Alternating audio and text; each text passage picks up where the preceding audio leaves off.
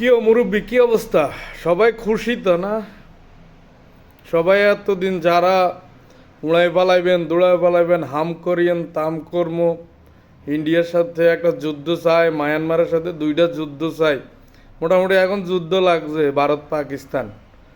আর একটা কথা মনে আছে তো, প্রতিবেশীর ঘরে যখন আগুন লাগে নিজের ঘর সাবধান করতে হয়। তো যারা ওয়াজের স্টেজে উডি, যারা প্রগতিশীল অ্যাস করেগা ত্যাস করেগা, আপনারা প্রস্তুত তো?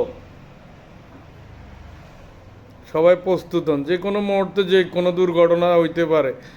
এই জন্য আগে থেকে সাবধান থাকা উচিত, কথা বলা উচিত। কারণ যুদ্ধ কখনোই কারোর জন্য কাম্য নয়। সেটা যদি নিজের শত্রুর জন্য হয়, শত্রুর দেশের জন্য হয়, তারপরও না। কারণ মনে রাখবেন, প্রতিবেশীর ঘরে আগুন লাগলে নিজের ঘরও জ্বলবে। এটা মাথায় রাখতে হবে। কারণ এই যুদ্ধে সবচাইতে বেশি ক্ষতিগ্রস্ত হয় সাধারণ মানুষ।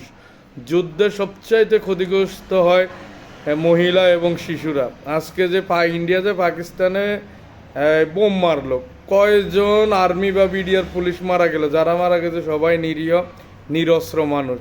আবার পাকিস্তান যখন ইন্ডিয়াতে মারবে, সেম ঘটনা হবে। এই জন্য হওয়া উচিত, প্রতিটা সম্পর্ক হওয়া উচিত বন্ধুত্বের সম্পর্ক, শান্তিপূর্ণ সম্পর্ক। উস্কানিমূলক কথা না বলা উচিত, দাসত্ব স্বীকার না করা উচিত। এই জিনিসগুলো মাথায় রাখলেই হবে। মনে রাখতে হবে, আমাদের পৃথিবীতে যতগুলো ঝামেলা সৃষ্টি হয়েছে, সব ঝামেলার মূলেই হচ্ছে এই মুখের কারণে এত কিছু হচ্ছে। যাক, দোয়া করি অচিরে যেন খুব দ্রুত সময়ের মধ্যে এই যুদ্ধটা শেষ হয়। উপমহাদেশের, এশিয়ার সকল দেশের সকল মানুষগুলো যেন শান্তিতে থাকে, এই কামনাই করি। ভালো থাকবেন।